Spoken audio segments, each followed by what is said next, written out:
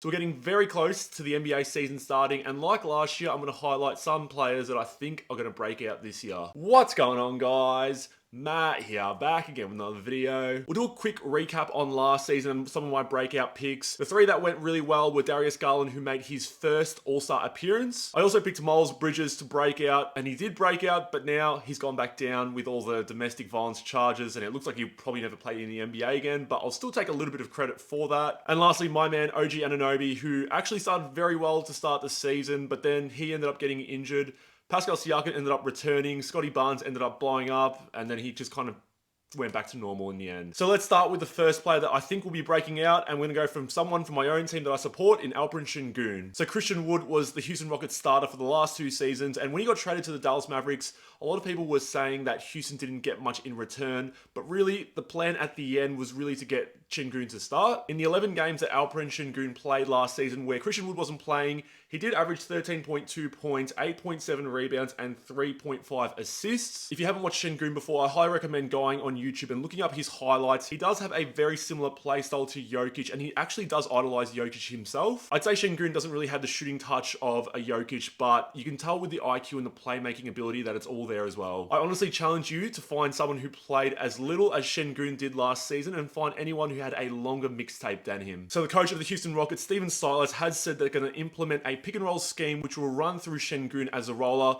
So with Sengun coming off as a roller, you will see some opportunities open up, whether it's through his passing or his scoring. I think by doing this, they are placing a lot of trust with Sengun having the ball in his hands. The second player I think is going to break out this season is Tyrese Halliburton from the Indiana Pacers. So we can say finally, Tyrese Halliburton is finally playing on a team where there is no primary ball handler other than him. He had to deal with De'Aaron Fox on the Sacramento Kings and then Malcolm Brogdon when he did get traded to the Pacers, but now he is finally free. He sort of reminds me of like a Shai Gilgeous-Alexander in that they're both taller guards, but I'd say Halliburton's a little bit of a better shooter, and then I'd say Shai is a better finisher at the rim. When you go through the numbers for Halliburton, when he didn't play with a primary ball handler, it's actually quite crazy. With Malcolm Brogdon not playing, he averaged 18.6 points and 10.1 assists and 4.2 rebounds in 18 games. And without De'Aaron Fox last season, he averaged 19.2 points and 10 assists with 4.1 rebounds in 12 games. Now, that's only a small sample size of around 30 games, but you can easily see Tyrese Halliburton becoming a 20-point and 10-assist game player this season. And look, the Pacers will be rebuilding this season, but they do have a very good young core with Chris Duarte, Jalen Smith, Isaiah Jackson, and Benedict Mathurin. He also averages 40% from the three-point line, which is pretty impressive for a guard who's not really well known for his shooting. So the third player I'm going to break out is Halliburton's former teammate in De'Aaron Fox from the Sacramento Kings. So it does feel kind of weird calling De'Aaron Fox, who is a former top 5 draft pick from 5 years ago, a breakout player,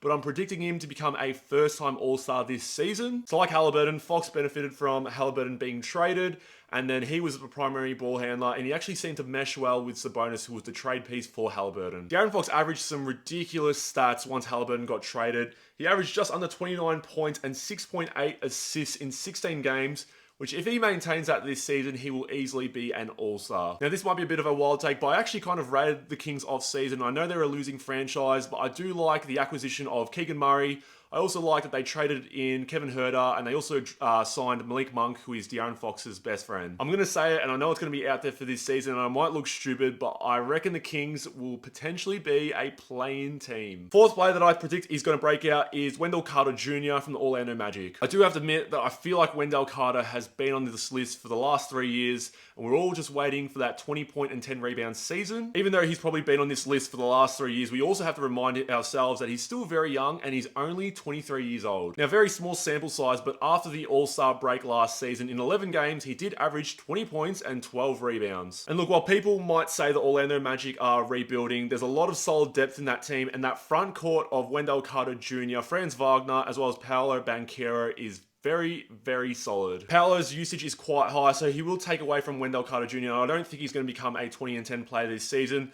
but I think something in the 17 point and 11 rebound realm is quite possible, and I think that's going to be quite good for him. So the next one I'm going to bundle up together, and that's Keldon Johnson and Devin Vassell from the San Antonio Spurs. So I didn't really want to break these two players up because I think they're both going to have offensive explosions thanks to being on a team that has no offense. I think a lot of people have predicted the Spurs to be one of the worst teams this season, and it may not bode well for their short-term prices. You got to remember, if they do get the number 1 pick in Victor Wembanyama, that their prices in the short term aren't going to matter as much, because just imagine if they're paired with him. Again, another very small sample size, but Keldon Johnson, after the All-Star break last season, in 20 games, averaged 20.8 points, 6.5 rebounds, and overall through the season, he was actually very efficient from the 3-point line. So Keldon also played last season at the 4 position, but he's actually being moved to his more natural position, which is at the small forward.